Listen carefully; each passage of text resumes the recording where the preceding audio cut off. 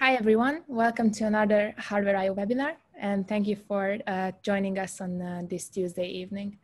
We have just finished our hardwear.io training and conference Netherlands edition virtually. It was a great success, we believe, with more than 300 attendees coming from 60 different countries. And today we have a very special guest with us, Patrick Kiley. Patrick has more than nearly 2 decades of experience in the information security industry. And today he will talk about reverse engineering UDS and firmware on the Tesla model as battery management system. You probably already know the format of the webinar. There will be a 30-minute presentation followed by a 10-minute Q&A. I would like everyone to write their questions in the Zoom chat box. And so without any further delay, let me invite Patrick to start his presentation.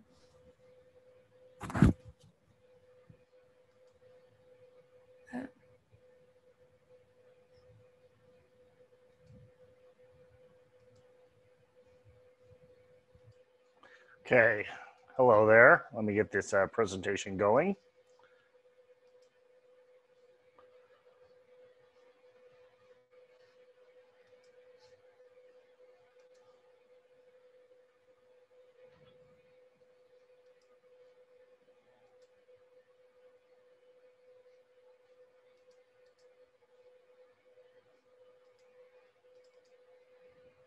Okay, excellent.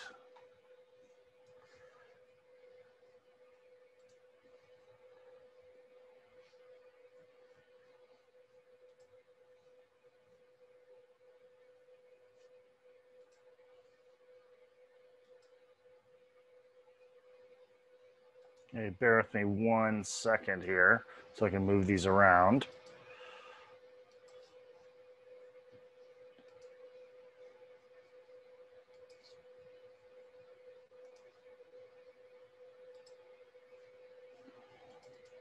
Okay, great. So this is a project that I started well over a year ago. I was interested in just trying to figure out how the battery management system worked on a Tesla Model S. I was fortunate enough to have access to one that I could tinker with, and had root access already, so I could peer quite a bit underneath the hood of it. So it was of all the things that I've worked on and reverse engineered, it was definitely the most complicated, but I learned quite a bit. Was able to figure out a lot of hardware components as well as both firmware and software. So it was several different kind of domains and areas that I had to work on and figure out. But it was pretty rewarding because in the end, it made the car faster.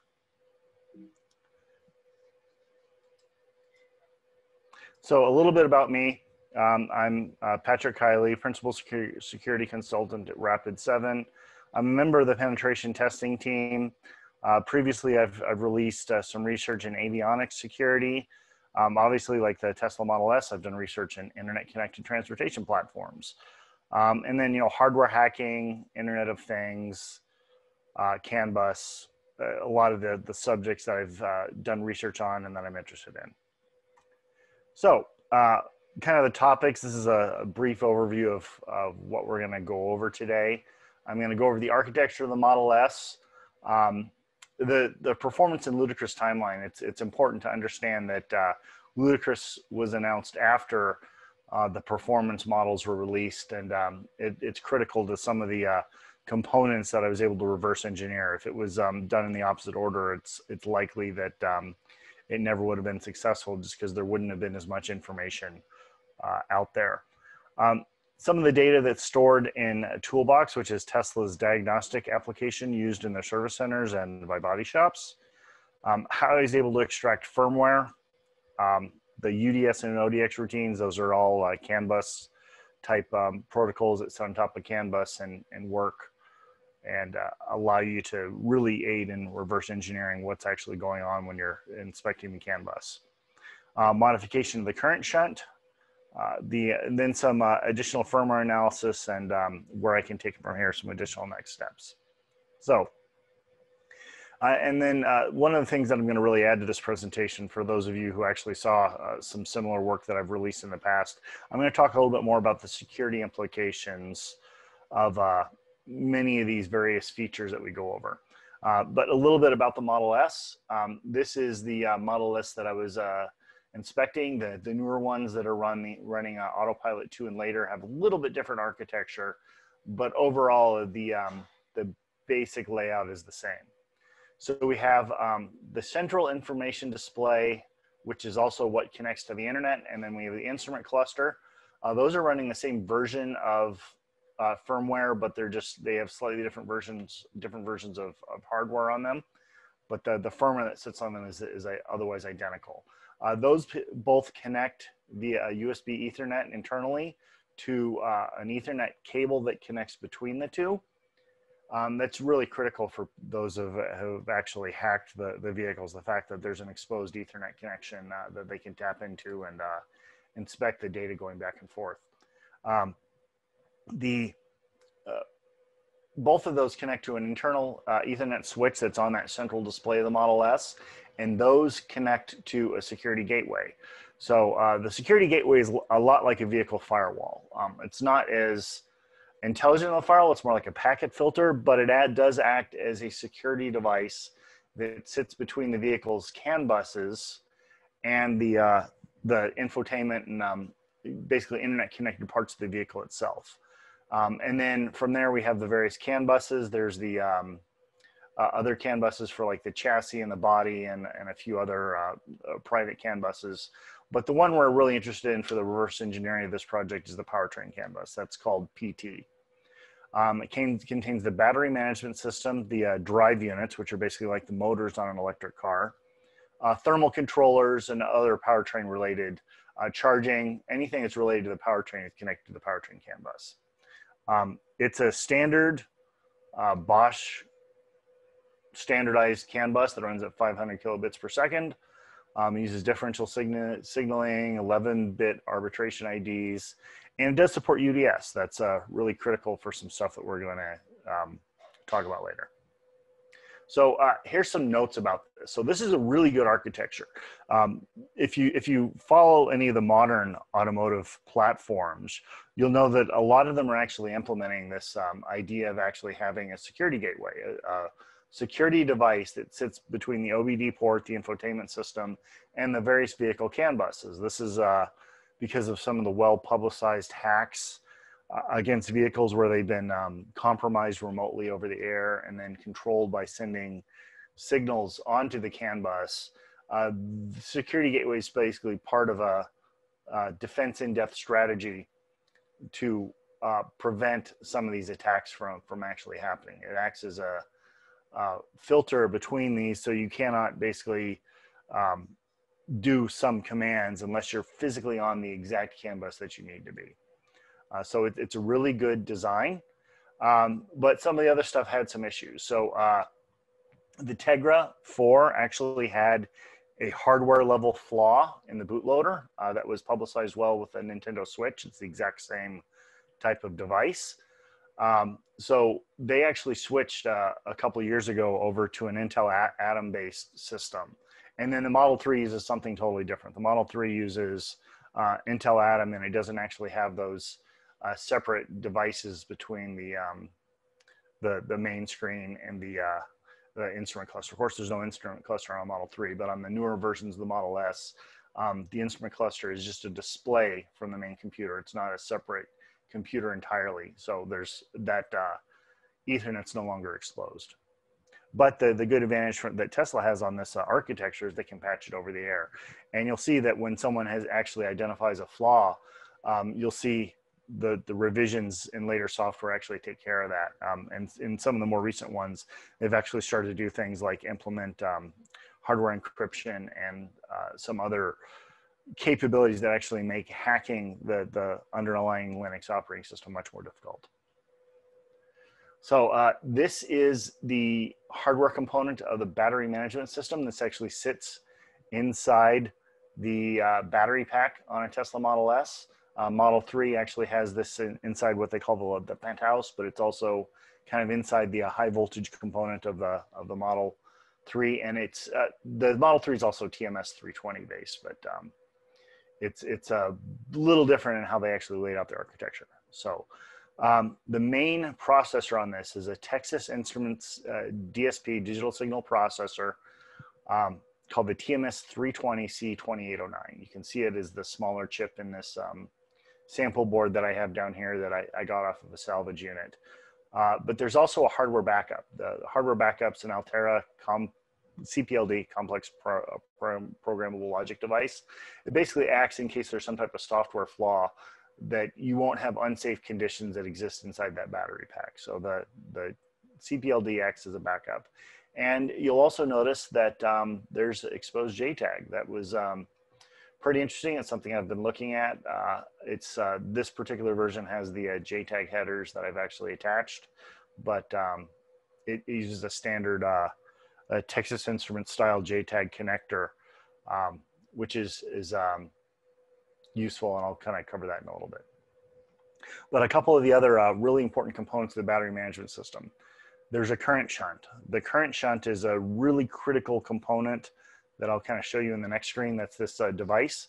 A shunt is used to measure current by having a known resistance and measuring a voltage drop across these two terminals that you see next to the contactors. That current shunt is something that has to be modified for this reverse engineering work. There's a pre-charge resistor. So the way it works is one side of the contactors opens up. The pre-charge resistor slowly normalizes the voltage so we don't have inrush current and some damage from that. And then the second side of the contactors is opened once the voltage is normalized across those two terminals of the contactor.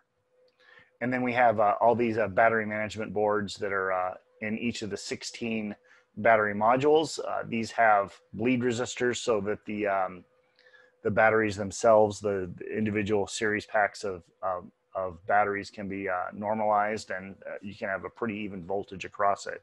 I'm monitoring the Model S. It does a really good job of actually managing the battery voltage and keeping it consistent. I've seen at most like a 0.01 volts difference between any of the batteries. It does a really good job of actually maintaining the level to keep it consistent. So a little bit more about the BMS. Again, it's TMS 320.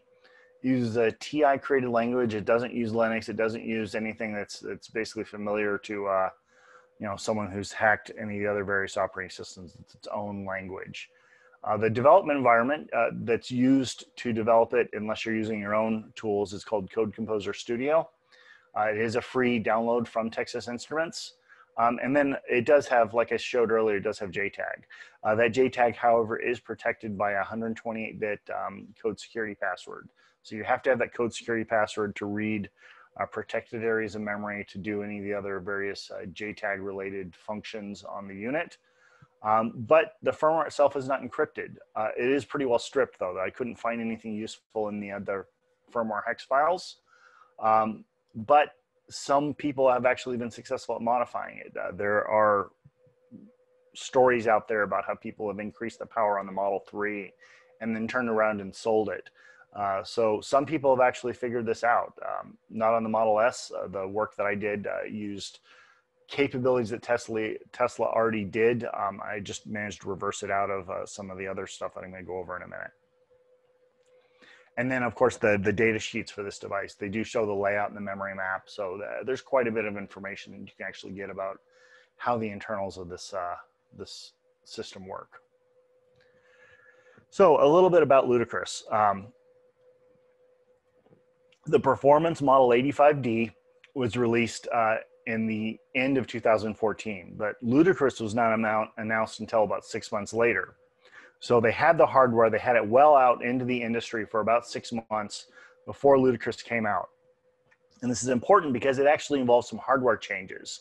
You had to replace some contactors inside the battery pack that I kind of showed you in the previous screen, and you had to replace the fuse for the battery pack itself with one that actually could fire more quickly. They call it a pyro fuse. It's a component that can handle higher current and then separate the two halves of the battery much more quickly.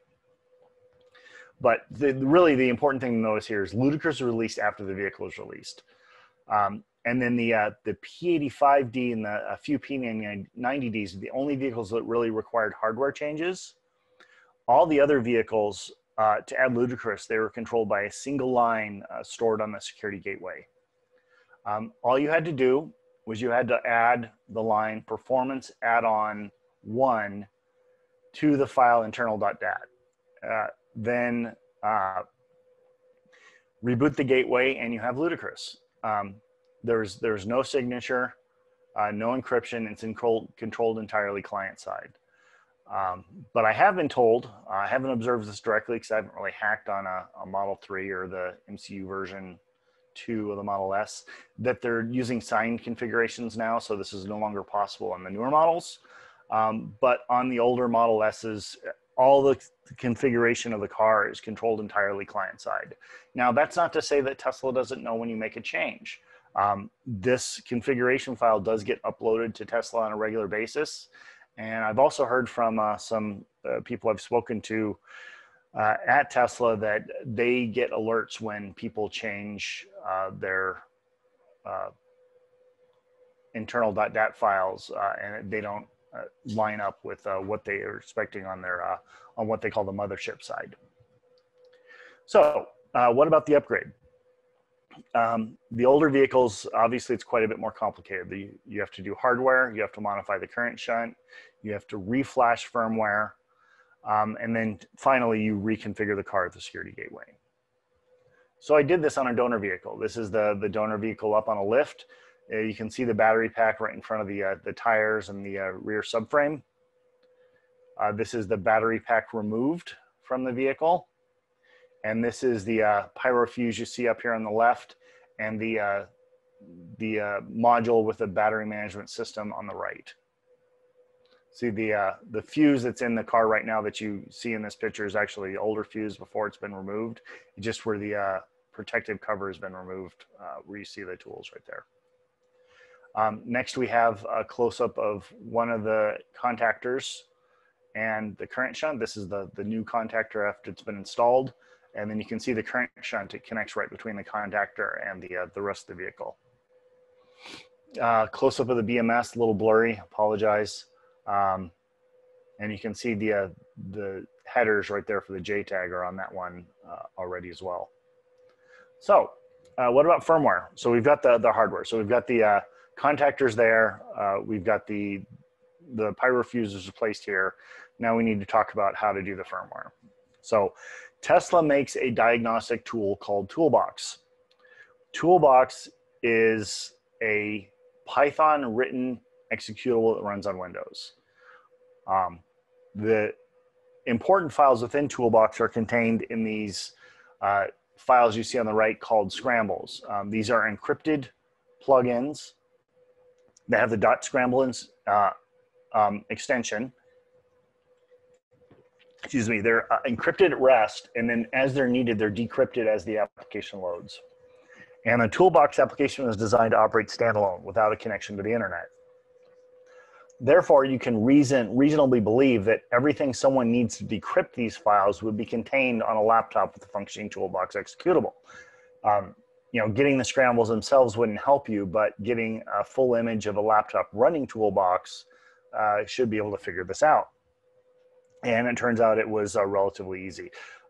Someone else actually did this work. They just shared with me how to do it. And then I proceeded to look at the individual files. So once you decrypt the files, you can then run a Python module called Uncompyle. Here's Uncompyle 6, and you actually see the full source code with full comments of the author, absolutely everything. Everything that you need to actually see and follow through the various routines. Here we can see that here's some source code comments that actually tell you how it works. Tells you, okay, first verify the vehicle can be configured for the desired config. For ludicrous mode, the vehicle needs to be all-wheel drive and have a battery pack config that supports 1500 amps plus current discharge. So this is actually the routine to change the performance add-on. Instead of doing it manually at the file, it's a Toolbox routine to change it. But within these Toolbox files, there are also all these variables. So you can see their QT resources, data, name, and structure. You can extract these out and then from there run bin walk against them. Once you do that, you can actually take that binary data and extract even more information, including firmware. So the firmware itself for all the information that you need was actually stored within the Toolbox executable. And this is, so HWID, that's the battery pack ID from 57 to 70. This right here tells you how to change a battery pack to support Ludicrous Power. You need these 3 files and it tells you exactly where they are. You need this gateway application to calibrate the shunt. You need a bootloader updater file, and then you need the bootloader itself with the new hardware ID. And the source code comments told me exactly what I needed. So a little bit about this, obviously leaving source code comments in place and then compiling. There's a security flaw there. Leaving the bootloader firmware embedded in the executables, that was probably something they had to do very quickly and didn't necessarily get the chance to do security review on. I don't know, I wasn't privy to those conversations, but I imagine that there's a better way to do this rather than leaving it in every single copy of Toolbox out there. But some other stuff that's included in the Toolbox, the full DBC files, so database CAN files were included within all these Toolbox files, as well as all the UDS routines. And then another thing that they could have done is using a application language that was something different than Python. Python's very easily reversible. If they use something that could be more easily obfuscated and then had stripped everything out, with this reversing effort would have been much more difficult, up to the point that it's not something that I would have attempted. So all the instructions to actually upgrade this process were stored in this. Here we can actually see what's the pickle file that actually has the database CAN files. There are also ODX files that define how to calibrate the shunt. ODX is a UDS format for storing diagnostic routines. There were files that actually stored all the calibration data needed for the firmware, and it was just in a Python pickle format. Then, of course, there's all the text comments and data structures that offer clues to the process. So just by following the Python executables, finding the appropriate modules, and reading the source code comments, we were able to figure this out. So for those that aren't aware of how CAN and UDS work, there's the CAN protocol, which is like the network protocol itself. But on top of CAN, so it's actually human readable, there's a descriptor file called DBC. And then for the diagnostic routines, there's a scripting file in XML, sorry, called ODX or GMD. So I used a commercial tool that we had a license for called Vehicle Spy to assist in this research.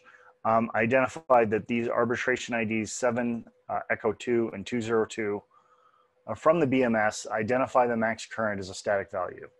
And then there's these other ones, 232, 2 from the drive inverters. They identify the max power, which is a variable, and it's based on state of charge, temperature, and how much power was used recently by the vehicle. These are some of the DBC files after they've been imported into Vehicle Spy and actually listening to the vehicle. You can see where they actually take the hex values and decode them. So we can see within this how much torque, how much motor RPM. This is from the front drive inverter with a little bit from the rear drive inverter. DI is the rear drive inverter. DIS is the front drive inverter. And from these, you just import them directly into Vehicle Spy. If you need to edit them because you're wanting to pare them down, you can use a free tool called Kvaster DBC Editor. But what DBC does is it turns this is just the raw hex, into something we can actually see. And you can see right here, 232, max regen power, max discharge power. This is before the drive inverters are engaged. This is just standing power, 18 kilowatts. But you can see how much more easier it makes to understand what's going on when you actually have these DBC files in place. Here's the BMS Power decoded. This is after the upgrade was completed. You can see 1516 amps, 1516 amps, and drive power max 200, front drive power max 297 kilowatts. This is an interesting note that I made, that when you select Ludicrous Plus, which engages the battery heating, you can see that it actually tells you that it's engaged the drag stick mode and battery heating, that immediately the power went from 439 kilowatts to 452 kilowatts. This was just seconds after one another, so it wasn't any other variables. The pack temperature was the same. 22 degrees Celsius, same state of charge, just immediately there was more power available. This is a P90DL. Was just examining it for differences. I had a friend who had one, so we plugged into the CAN bus on that and just looked at how that one was a little bit different, and we saw the same thing. Now the state of charge on this one went down, but as the battery was heating up, we saw that more power is available. This one went all the way up to 480 kilowatts for the max discharge power, and that was at 31 Celsius from 22. So between 22 and 31 Celsius, power went from 454 to 480, and even state of charge went down about 2%. Okay, so earlier I talked about ODX. ODX is the diagnostic routines, and this particular one is what is needed to calibrate the shunt, as well as do some of the other capabilities. The ODX routines define things like security access. So one of the things that we noticed right away is that all Tesla modules use a static seed and key for security access. This is a big flaw, and actually have a little bit of a typo here. It's actually the vehicle sends 0001, and then the key, the answer to that is actually the XORed hex 35 response to that. But every module always sends the same seed. It's 0001 all the way up through 0F. It's a static seed, and then the response is always the same. So all you have to do is program in a static response to the send, and you are granted security access. And you can actually see with the key, you get a good response back. 6706, it actually grants access. So using Vehicle Spy, it was actually trivial to set this up. All I did was set it up, the request to send, say, give me the security seed, because you need to actually request the seed, and then respond with the static key. I'm going to skip this demo right now because we're running kind of skip close on time. But if you check the Car Hacking Village videos, you'll be able to see this exact same routine run. All I did is I imported it from that. So this is just a video of that. I'm going to skip over it. So having a static seed and key is the lowest possible security protections you can put on a component. Theoretically, the module should send rotating seeds, and then you perform some algorithm against it. But in practice, the seed was constant. It was always the 0001. And you can see that the key is just simply an XOR operation with X35.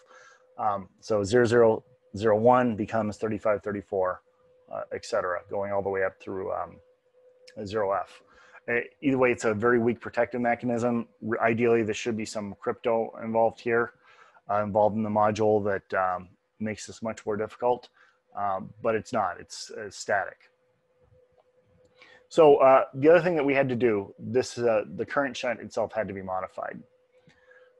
There's a wire that connects from the shunt to the backup device. If you remember earlier, I talked about the CPLD. If this wire remained connected after the firmware update, then the BMS would generate alert and refuse to close the contactor, so the car would be dead. And I found this out by running through the upgrade process on a bench version. I got bench BMS, I got a bench central display, connected everything up, ran through the firmware upgrade several times, and then just monitored using the DBC files for various errors that I would see. But what this also meant is that once the car was up on that lift and those new components were put in there, the hardware and firmware had to be done at the same time. And here is the how the shunt calibration itself works. So we had to cut the wire, then we actually had to calibrate the shunt. And this is the UDS routine for that. So we read data by identifier. And then from that, we actually get these values. We get the hardware ID, CGI1, CIU1, the CRC value, and the serial number. Then what happens is that serial number is read from the pickle file, and the CGI1 and CIU1 values are replaced along with the new CRC, and it actually writes that data to as a routine control, as a 31 UDS response. So after that's done, it's written, the shunt's been recalibrated from there. The firmware can be reprogrammed.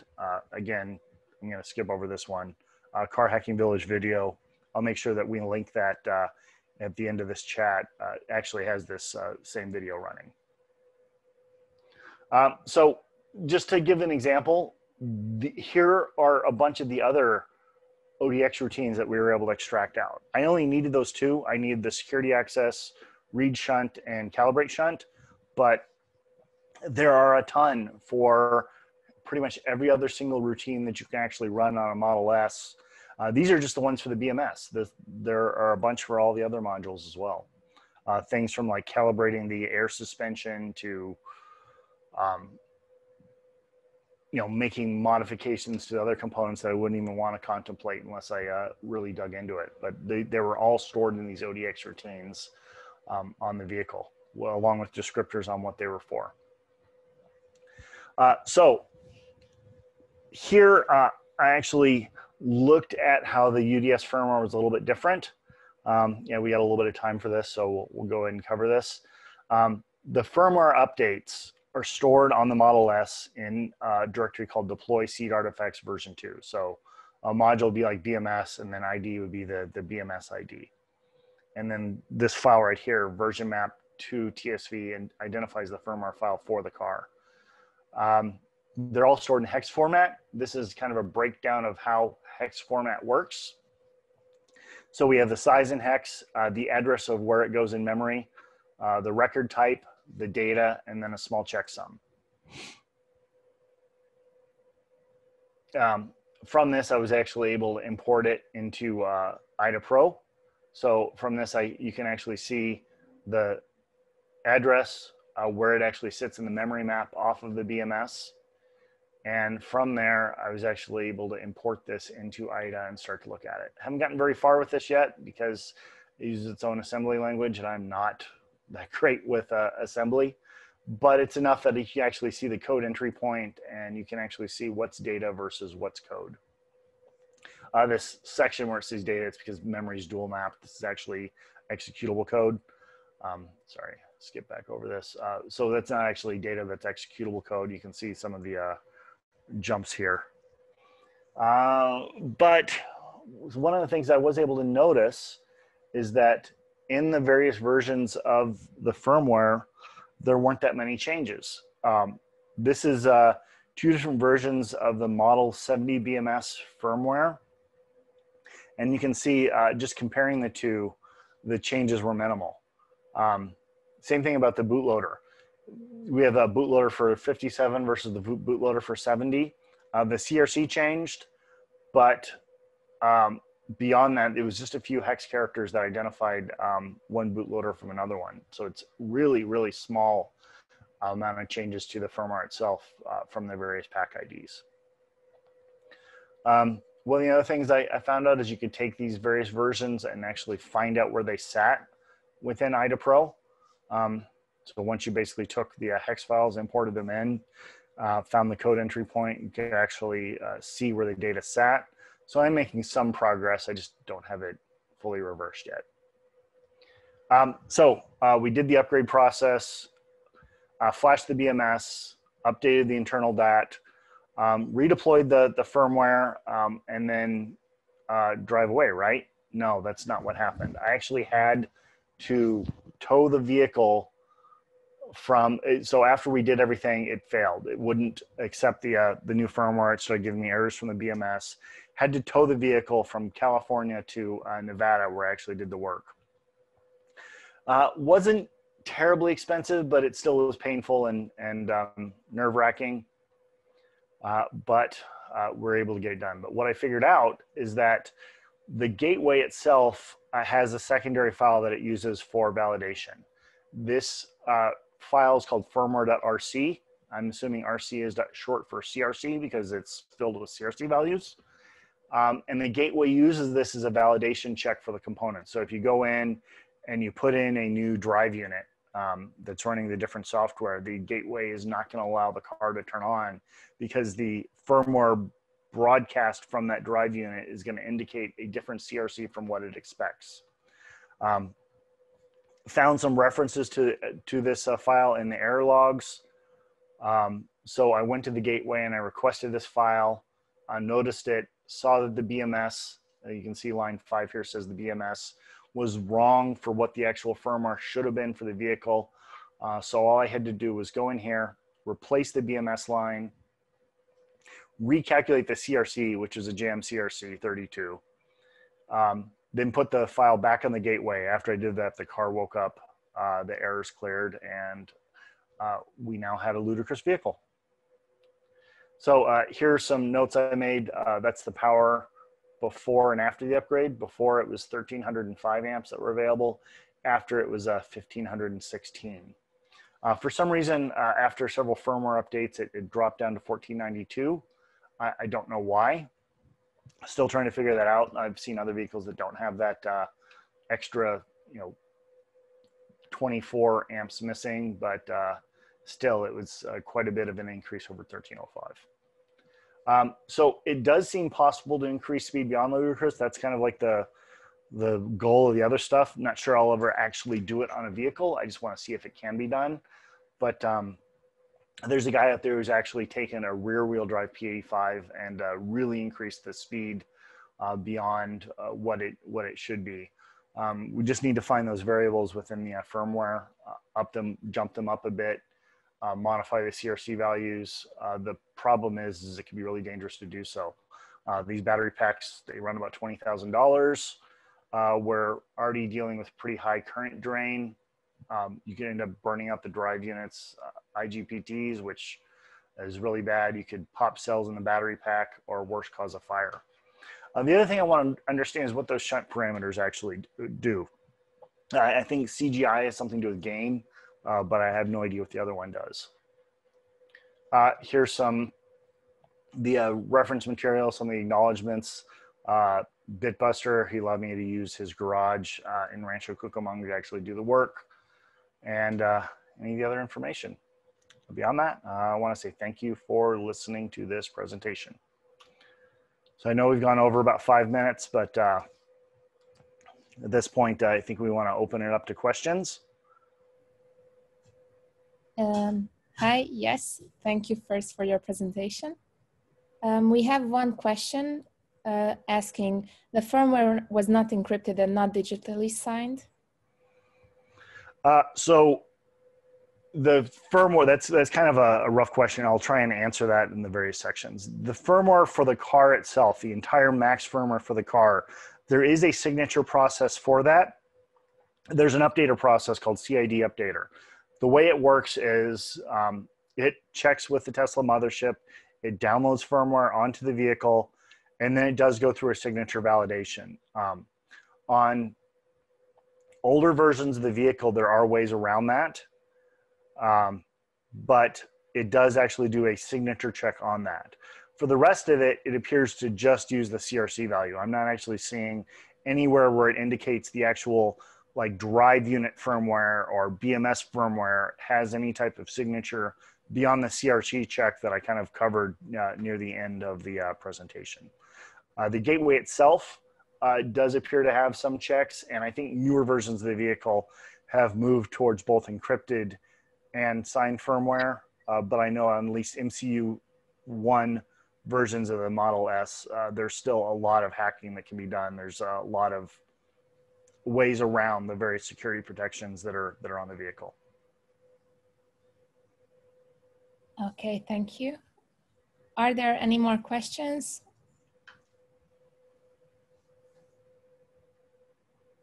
Okay, I don't see. Okay, let me, if I could, let me get that Car Hacking Village video real quick. Okay, sure. So we can include that in the chat.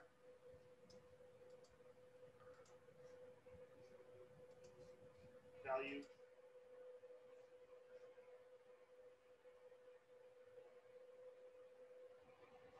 Okay.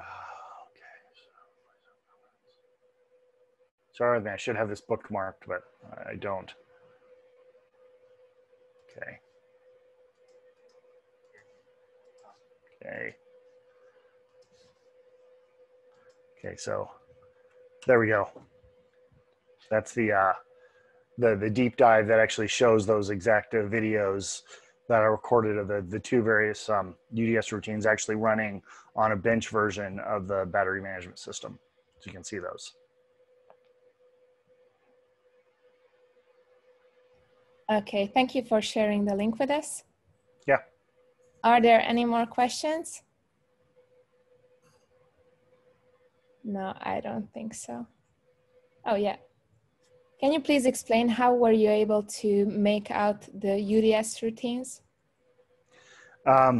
So how I was able to decode them, the UDS routines were actually stored in ODX files within the Toolbox firmware.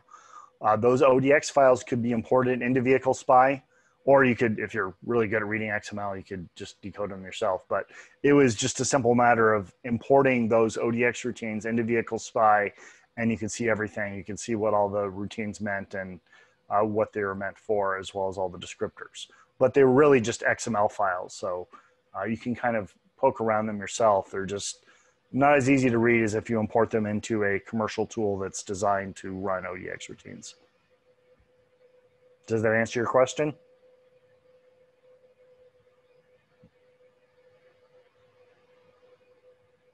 All right, excellent.